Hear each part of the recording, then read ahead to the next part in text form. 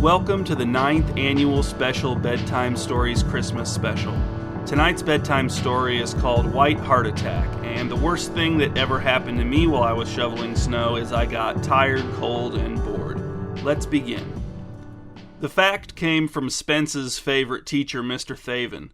Spence wasn't even totally sure the fact was a fact, but he was inclined to believe Mr. Thaven. As an English teacher, medical stuff wasn't Mr. Thaven's area of expertise, but that was one of the things that made him Spence's favorite. He spoke on all kinds of subjects with enthusiasm and confidence. He retained information of many different types, not just grammar rules, and passed that information on to his students in long, entertaining digressions. Those digressions were what made Spence like Mr. Thaven and his class so much, despite being ambivalent about reading and decidedly disliking writing. And this particular fact came from one of those digressions. Spence couldn't remember what the main point of the digression had been. Many times Mr. Thaven's digressions couldn't actually be said to have main points. They were often series of minor points, one minor point leading to the next, all of them leading further and further from the day's lesson plans. But the fact that Mr. Thaven had delivered right before the bell at the end of class on the last day of school before winter break began was this. After big snowstorms, many middle-aged and elderly men die of heart attacks while shoveling their driveways. It had seemed like he'd had more to say on the subject, but the bell rang and everyone stampeded out of the room, not wanting to short themselves even 1 second of their break. Spence had hung back, but Mr. Thaven had crossed to the window and stood looking out at the faculty parking lot, unaware of Spence's presence. Spence didn't know what to say, so he gathered his books and left. But he took the fact with him. "I've heard that," said Spence's mom. She stood looking into the open hall closet, taking no action. Her red hair was ponytailed into submission.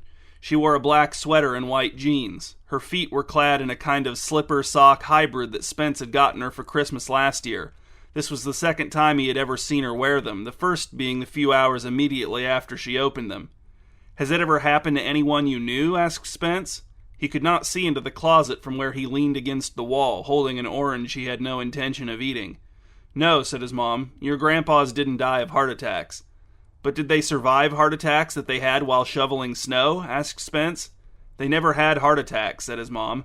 "My dad died of colon cancer, and your grandpa Mel died of sadness." She closed the closet door. She had neither put anything into the closet nor taken anything out of it. Opening the closet door, on the surface, appeared to have been a waste of her time. "But you've known other old guys," said Spence, "not just my grandpas." "Not many," said his mom, "and none that had heart attacks while shoveling snow." "But you've heard of it happening," said Spence. "You knew about the fact. You said so." "I probably heard it on the news," said Spence's mom, walking past him down the hall toward the office. "And you believe it?" asked Spence. "I suppose so," said his mom. She disappeared through the office door, but Spence still heard her say, "I mean, it makes sense, doesn't it?" Just after 3 p.m. on Christmas Eve, it began to snow heavily in Multi-Oak. Snow had not been predicted. No one had predicted snow. The snow fell thickly, heavily, thoroughly. It covered the grass. There was almost no wind. The snow fell straight down and piled straight up. As the day grew darker, the snow got deeper. Spence, who liked snow, watched this snow with dread, with a clump of worry squirming and hissing in his stomach. The men. The old men. The middle-aged men with clogged arteries and weak hearts. Spence sat at his desk and looked straight out of his second-story bedroom window, monitoring the steady accumulation of the snow with an expression of sympathetic doom resting weightily upon his oily teenaged features. His mom knocked on his bedroom door. "Come in," said Spence, maybe too quietly for his mom to hear. But whether she heard or not, she opened the door and came into Spence's bedroom bearing 2 cups of hot chocolate, steaming from the microwave, liquefying the mini marshmallows that floated on their dark surfaces. "I brought you cocoa," said Spence's mom. She set his cup down on the edge of his desk. The cocoa, again, was in cups, not mugs. "Thank you," said Spence, with an honest, low amount of sincerity. "I'm dreaming of a white Christmas," Spence's mom didn't sing, but said. "You know, like the song." "You don't have to dream it," said Spence. "We're getting it." "That's what made me think of it," said his mom. She sipped her hot chocolate from her cup. "How many?" asked Spence. "How many what, Spencer?" asked his mom, putting the R back onto the end of his name where she preferred it to be. "How many old and middle-aged men will die," asked Spence, "on Christmas morning, maybe even in front of their loved ones?" "Oh, Spencer," said his mom, "you have a big heart. But if the old men have loved ones with them, then hopefully those loved ones will shovel the driveways instead of the old men, right?" "But what if the men get up early to shovel the driveways before their loved ones arrive?" asked Spence. "And then the first thing the loved ones see when they pull into the driveway is the old man who loved them lying face down in the snow." "Most people have snowblowers these days," said Spence's mom. She stood behind him and rubbed his shoulder. Spence could see her reflection in the window, hovering behind his seated reflection. Her reflection did not appear to share his reflection's concern. "We don't have a snowblower," said Spence. He paused. "How is Dad's heart?" "It's fine," said his mom, "physically speaking. But if you're worried about it, I'm sure he won't object to you volunteering to shovel the driveway by yourself in the morning." Spence watched her reflection take another sip of hot chocolate, turn and leave his bedroom, considerately closing the reflection of the door behind it. Spence woke up at 1:58 in the morning. His chest hurt. Was he having a heart attack? No, it wasn't that severe. Was he experiencing a dim foreshadowing of all the chest pains that were about to occur across Multioke when Christmas morning dawned on dozens of fragile-hearted old and middle-aged men trooping out to their driveways with snow shovels balanced over their shoulders? Yes, that was much more likely. Spence sat up in bed. He knew that with doing nothing no longer feeling like an acceptable option, he had to, instead, do something. Spence got out of bed and looked out the window. Snow was no longer falling. Spence began the meticulous process of dressing himself for cold, wind, and snow. He put on a pair of long underwear, a long-sleeved shirt of the same material, a pair of thick sweatpants, a sweatshirt, a pair of thin socks, then a pair of thick hiking socks. He took his wallet and the keys to his truck off of his desk and crept downstairs to the mudroom. There he fought his way into a pair of snow pants and crammed his sock-bulked feet into his winter boots. He put on his winter coat, a ski mask, and his gloves, the insides of which were still a bit sweat-damp from the last time he'd worn them.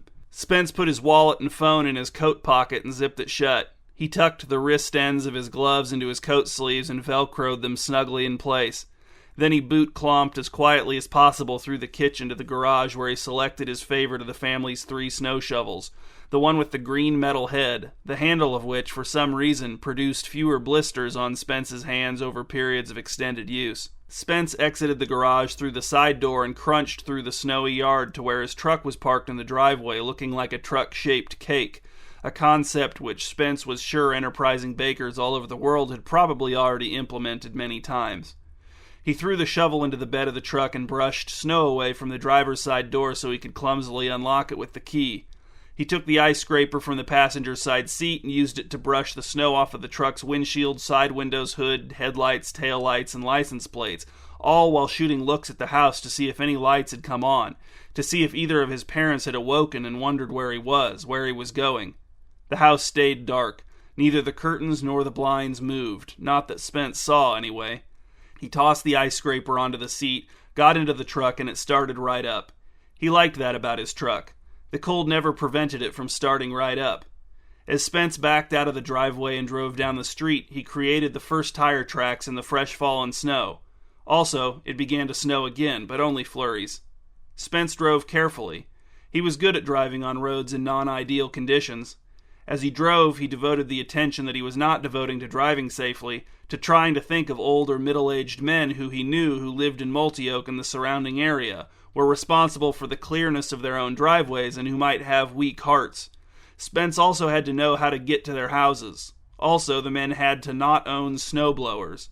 He couldn't think of any men who met his criteria. Spence's mind was blank. He had not expected this to be the difficult part. He had wrongly assumed that he knew lots of old men whose deaths he could forestall until after Christmas morning by shoveling their driveways during these empty pre-dawn hours. His grandpas were dead. His great-uncles lived in other states. He knew of some elderly teachers from school, but did not know where they lived. He'd seen a few old men at church, too, but his family didn't go to church very often, and he had no idea where those men lived either. Did he have any neighbors who were old or middle-aged men with weak hearts? Not that he could think of. The middle-aged men he knew were all the fathers of his friends, and those friends would be available to shovel the driveways of their own fathers if those fathers were known to have weak hearts. Was the fact that Spence didn't know where any old men lived evidence of some sort of character flaw? He decided that it wasn't. It was natural for a teenage boy to not know where any old men lived. If not knowing old men was the same as not caring about them, then where had this impulse to save them come from? But was the impulse enough? Spence drove aimlessly. Carefully, but aimlessly.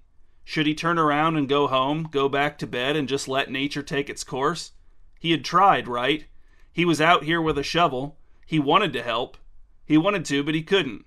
Maybe he could have done more to find out where old men lived before this moment, but there was nothing he could do about that now. He would make an effort to find out where more old men lived before the next big snow. This helpless, sad feeling he had right now would be the thing that taught him the lesson that would lead him to being more prepared to save old men from snow-shoveling-induced heart attacks in the future. But then Spence thought of a non-specific old man collapsed on a frozen, half-cleared driveway, hands clamped around the handle of a snow shovel, lifeless eyes staring up at an overcast Christmas sky, skin a cartoonish blue, mustache frosted brittle. What if he, Spence, could save that non-specific old man by not turning around and going back to bed? He would think of a way to find the driveways of men whose lives could be saved by his shoveling of those driveways. He would find at least one. He drove in the general direction of downtown Multioke and saw very few other cars on the road. Spence knew that if he went home and woke up his parents to ask them for the locations of some old men who might need their driveways shoveled, they would shut down the whole plan. They would forbid him from going back out into the cold. He needed to find another source of old man locations, but who else was up at this hour? Well, Spence had one idea.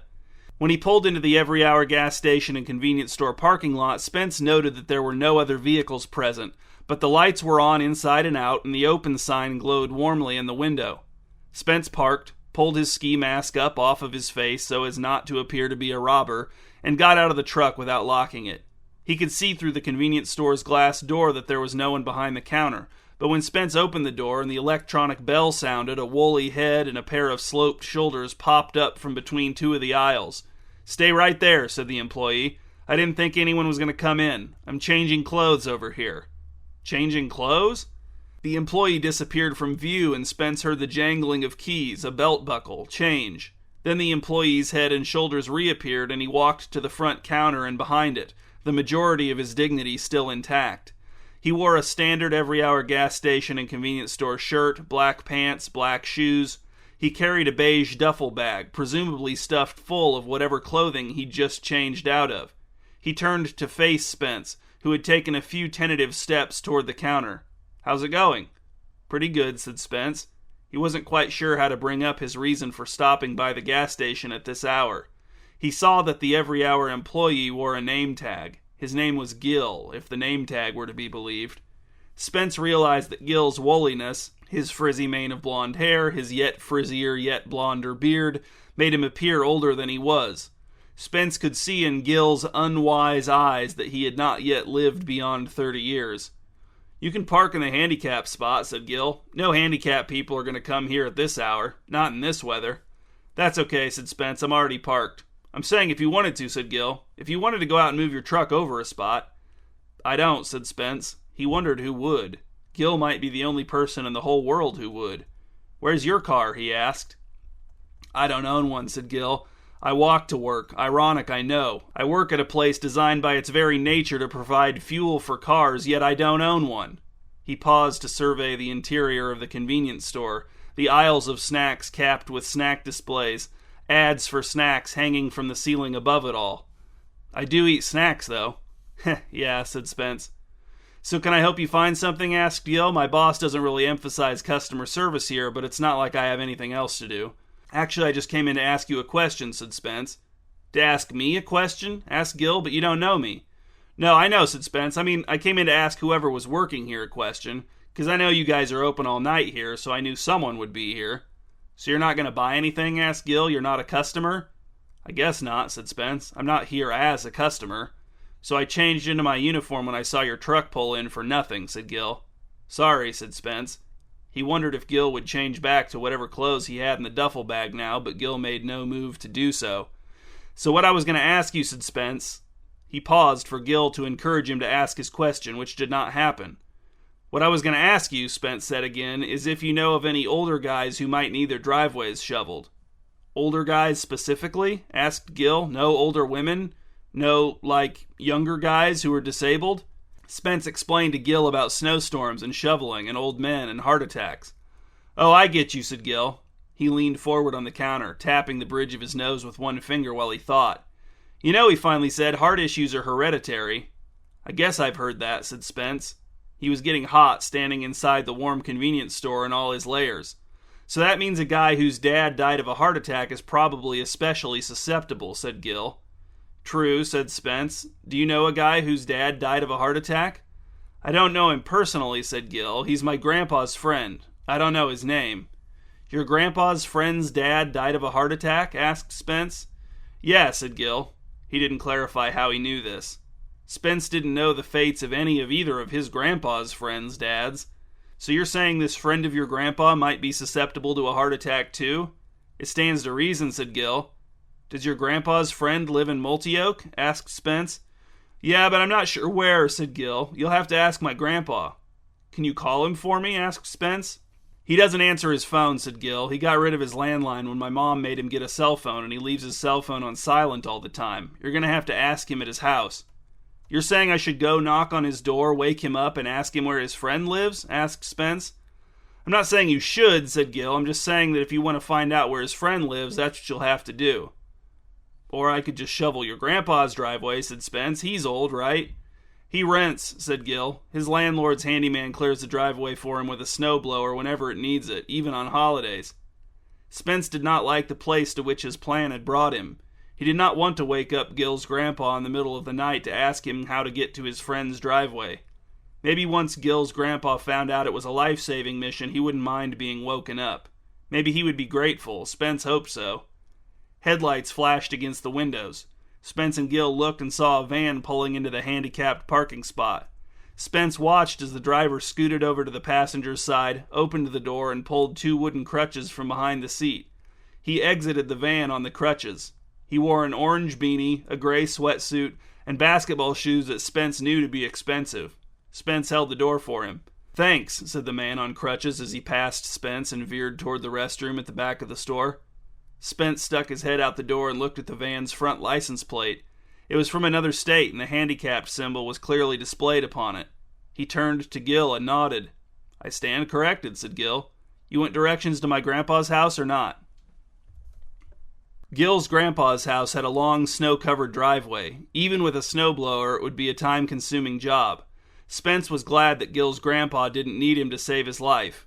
He preferred to save the lives of old men by shoveling short driveways, if possible. He parked his truck on the street and trudged up the driveway and then across the yard in an area where it seemed logical to conclude that there might be a sidewalk. He had hoped that Gil's grandpa might have insomnia tonight, but the house was dark, which didn't mean he didn't have insomnia, but was not a good indication that he did have insomnia.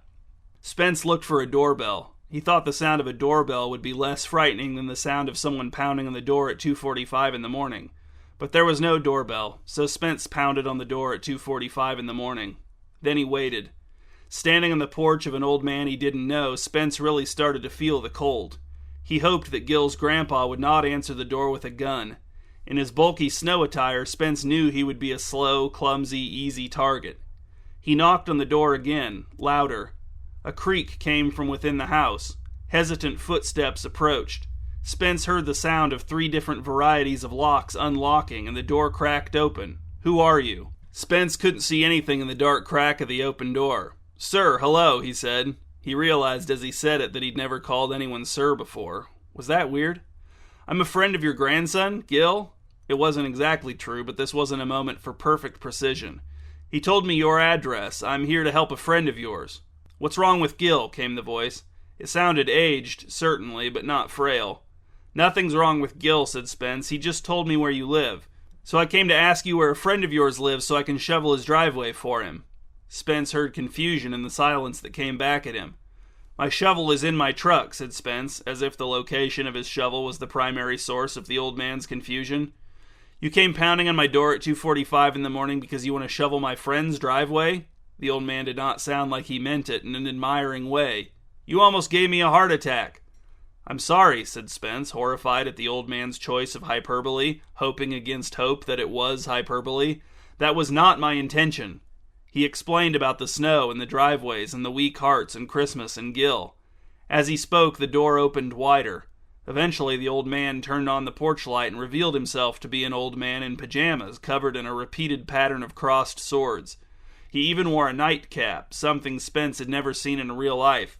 When Spence finished his explanation, Gil's grandpa's sunken eyes looked upon him with, well, tolerance at least. "I guess I can tell you where he lives," said the old man. "And he usually shovels his driveway himself?" asked Spence. "As far as I know. He says he likes the exercise and the fresh air." "Yeah," said Spence, "that's what kills them. Do you mind telling me how his dad died?" "Heart attack," said Gil's grandpa. "Right," said Spence, "but how did it happen?" "Hubert's dad didn't like our generation," said Gil's grandpa. "He thought our generation was lazy, probably the same as a lot of people feel about your generation, the same as all older generations feel about younger generations. So one day Hubert and I decided we'd split a bunch of wood without being asked. When Hubert's dad got home from work and saw the big pile of wood we'd split, he was so shocked that we'd done all that work without being forced that he had a heart attack and died." "Are you joking?" asked Spence. "You know someone who thinks your generation is really extra lazy?" asked Gil's grandpa. "Who?" asked Spence. "My friend Hubert," said the old man, not smiling. "But sure, I'll tell you how to get over to his place." Hubert's driveway was not long and was not wide. For those traits, Spence appreciated it. He had parked his truck at the curb across the street, and he sat contemplating the driveway and the house to which it led. Hubert, or someone, had strung blue and white icicle lights up and down the peak of the roof over the garage only. There was also a Christmas tree in the front window, encircled with out-of-fashion big bulb Christmas lights, red, green, orange, and blue. Spence didn't believe Gil's grandpa about the cause of Hubert's dad's heart attack. He didn't think there was actually a risk of Hubert having a heart attack at the sight of a young person working hard without being forced. If Gil's grandpa really thought that was a possibility, he wouldn't have given Hubert's address to Spence, right? Why would he want to risk his friend having a heart attack? He had been messing with Spence, and Spence didn't know him well enough to recognize it. Spence pulled the ski mask down over his face, got out of the truck, and took the shovel out of the bed of his truck. Most of his enthusiasm for this life-saving project had leaked out of him, but Spence had found a snow-covered driveway of a potential heart attack victim, and he intended to shovel it, return to his house, and sleep well. That's all it would take, one driveway. Spence started at the end of the driveway and began to shovel horizontally, scooping the snow and tossing it over his shoulder into the yard. When he was halfway across the driveway, he started tossing the snow forward into the yard on the other side. Each shovelful was accompanied by a loud metal-on-icy cement scraping sound that Spence worried would wake Hubert, if not the entire neighborhood. But he forged ahead. He reached the far edge of the driveway and shoveled his way back in the direction from which he'd started. After 5 good scoops, a light came on in Hubert's living room window.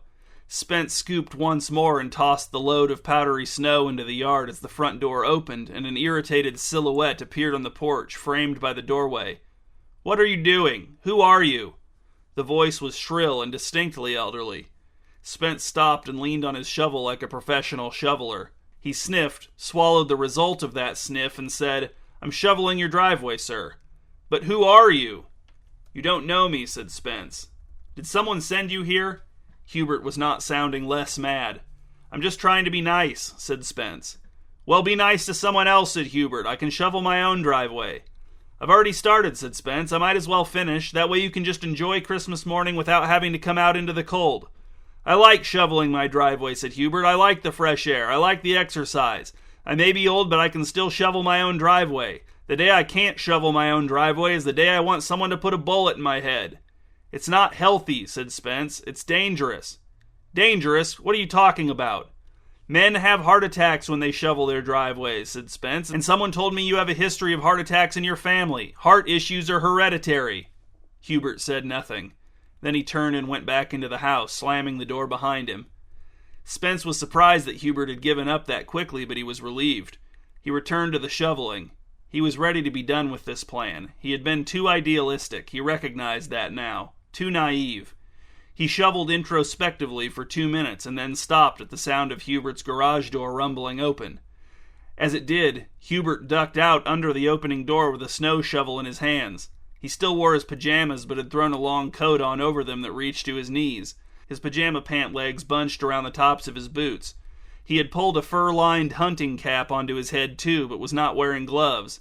As soon as he was out of the garage, he began to shovel with frantic energy. "Sir, please," said Spence, "stop. I'll handle this for you." Hubert ignored him, his breath puffing out of him like indignation and wounded pride made visible. He flung snow in all directions, which was bad shoveling technique. "You're going to have a heart attack," shouted Spence. Hubert would not acknowledge him. Not knowing what else to do, Spence returned to shoveling, exceeding Hubert's pace in a desperate bid to finish as quickly as possible so that Hubert would stop shoveling and go back inside to take it easy. But the faster Spence shoveled, the faster Hubert shoveled. He seemed intent on not being out-shoveled by this kid who was less than a quarter of his age. Every few shovelfuls, Spence paused to plead with Hubert to consider his own well-being, but Hubert could not be moved. "Listen," said Spence, "if I stop shoveling, will you slow down?" "Giving up, huh?" said Hubert, without ceasing to shovel. Spence sighed and set his shovel down on the portion of the driveway that he'd cleared. Hubert glanced at him out of the corner of his eye and said nothing, but he did slow his pace to something more reasonable for a man of his age. Spence pulled his left glove off of his hand with his teeth, unzipped his coat pocket, and removed his cell phone. He dialed 911 and hovered his thumb over the call button, certain that Hubert would collapse at any moment, watching Hubert for any sign of unsteadiness, any wince that might indicate chest pain, any fumbling of the shovel that might indicate arm numbness. But Hubert didn't fall. He was breathing hard when he finished, but that was all. He flashed a malicious grin at Spence. "I guess I showed you what I'm made of," he said. "Please go inside and rest now," said Spence. "Please." "I'm nothing like my father," said Hubert. "Nothing like him and never will be. I've already outlived him by 26 years and I'm still going strong." Hubert tossed his shovel toward the garage. It clattered on the cement and slid to a stop against the rear wheel of Hubert's car. Hubert dropped to his hands and knees in the driveway and then began doing push-ups, glaring up at Spence as he counted them out. It was a surreal moment for Spence. Mr. Thaven had taught him that word. Surreal. Spence didn't know quite how to get home from Hubert's house. He didn't know the most direct route. He figured he'd just head back toward downtown and then navigate his way home once he came across a familiar landmark. He'd grown up in Multi-Oak, but had paid no attention to how it was laid out until he got his driver's license, a fact which bothered his dad. Spence drove with his ski mask and his gloves next to him on the seat. For the first time since he'd left his house on this fool's errand, he had the radio on in hopes that it would divert him from the feeling of failure prodding at him from the inside. He just needed to get to sleep. When he woke up, he would be purified. His fruitless quest would seem like a dream. It would be Christmas morning. He would get a new video game and begin playing it immediately. He would let himself get really absorbed in it. He would embrace it uncritically, like he had done with all video games when he was a little kid. Spence had not been paying attention to the houses he drove past, but as he skidded to a halt at a stop sign, movement caught his eye. A man was shoveling the driveway of the house on the corner. He was heavily bundled and working laboriously. Spence stayed at the intersection, his foot on the brake, watching the tired man shovel. What was he doing out here at this hour? Why not wait until the sun came up at least? Was he really expecting family to show up that early? Spence tried to estimate the man's age, but he couldn't see him well enough. The man was too concealed by his winter clothing for Spence to be able to tell how old he was. Well, old or not, he looked like he was struggling. He looked like he'd appreciate a little assistance. He only had a third of his driveway left to go. It would only take Spence a few minutes to help him finish up. As Spence turned left at the intersection and pulled his truck up next to the curb across from the house where the man was shoveling, the man collapsed, falling on top of his shovel, his legs kicking slowly, the toes of his boots sliding on the driveway's slick surface. Spence sprang from the truck and ran across the street, leaving the door open behind him, the truck beeping at him to close it. Spence ignored the truck and ran across the yard to the driveway, dropping to his knees next to the man, rolling the man onto his back. "Can you hear me? Can you hear me?" The man said nothing. His eyes were closed inside of his ski goggles. Spence pulled the goggles off of the man's face and pulled the balaclava up, hoping that would help him breathe. Mr. Thaven? Mr. Thaven! 911 was still primed and ready to go on Spence's phone. All he had to do was hit call, which he immediately did. As Spence waited for the ambulance to arrive, he knelt next to Mr. Thaven's unconscious form and listened to his shallow, irregular breathing, ready to attempt some amateurish CPR as soon as it was called for. Lights came on in the house. An old man in pajamas came out onto the porch, a sight that was becoming very familiar to Spence. "Who are you?" called the old man. "I'm one of Mr. Thaven's students," Spence called back. "Who's Mr. Thaven?" asked the old man. He did not, Spence noted, look hardy enough to shovel his own driveway. "You saved his life," said Mr. Thaven's mom. She looked to be in her mid-60s and wore a heavy coat that made her head look disproportionately small. She and Spence stood in a corner of the hospital waiting room next to an end table completely covered with magazines that looked as if they'd been attacked by a bad dog.